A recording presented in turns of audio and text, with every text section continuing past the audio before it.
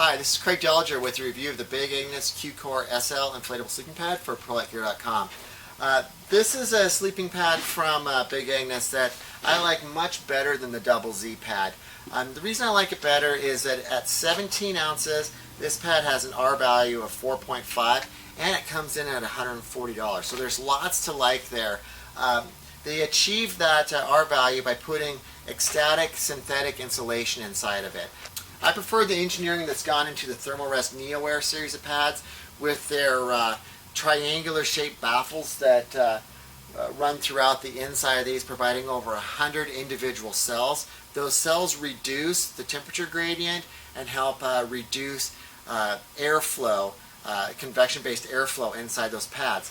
The role of synthetic or down insulation inside a sleeping pad is frequently misunderstood by consumers. It's not there to give you warmth. In a down jacket, synthetic or down insulation is introduced into a baffle to help give the baffle loft. And then also it's in there to help reduce the convection-based air currents that happen inside each baffle. In an inflatable sleeping pad, each baffle already has loft because of the air that's used to inflate that baffle. So the only role that synthetic or down insulation is playing inside of a baffle is to reduce the air currents that are caused by convection, because that will lose thermal efficiency if you're getting those air currents happening. So it's effective at reducing those air currents, but it comes at a cost. The price that it pays by using synthetic or down insulation is that you're creating a lot of surface area inside the pad that water molecules will cling to if you inflate the pad with your mouth. So if you're going to use these pads, we strongly advise that you use one of the external air pumps that are available to inflate them. This pad is a comfortable pad to sleep on. It's 3.5 inches thick.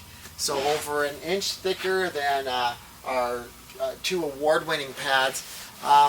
And as long as I was on the pad, I felt like it was a very comfortable pad. It's a very stable pad with their baffle design.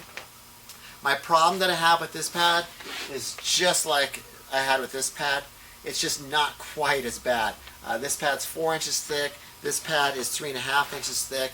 And once again, I tried this pad for 2 nights and I fell off the side of the pad both times. So if you're a very still sleeper and you can stay in inside these two large outside baffles that are designed to kind of cradle you in the pad, it's great. We have received some customer feedback where users whose arms have fallen off the pad dislike the height of this pad because it's a long ways down to the floor of the tent, and so you can just feel that big difference in height. Once again, there's diminishing returns on as you go thicker in pads.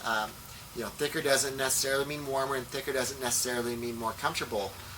What it does do by building a pad this thick is you're limiting the use of this pad. You can't use it in some of our bivy sacks that we sell, and you can't use it in some of the smaller footprint tents, or if you do use it in some of those smaller footprint tents, by raising yourself off the floor, you're starting to encroach into those sidewalls, effectively reducing the footprint of the tent that you're sleeping in. So this is actually, though, I'm not trying to be too negative with this, at $140 for an R4.5 pad, this is a good value. It's a comfortable pad. The synthetic insulation is effective at providing some thermal resistance by reducing the convection-based air currents. You just need to be careful with how you use it, and when you store it, make sure you store it with the valve open, store it upside down so that you're getting rid of as much of that moisture that's building up inside this. If you have any questions on this pad, feel free to give us a call, area code 406-582-0508, or send us an email to info@ProLiteGear.com. I put together all the information, the stats, the features, the specifications, etc. of all these pads into an article that I published over at ProLiteGear.com. If you're watching this video over on YouTube, look in the description below and I'll put a link to that article there. Thank you for watching, and thank you for subscribing to our channel.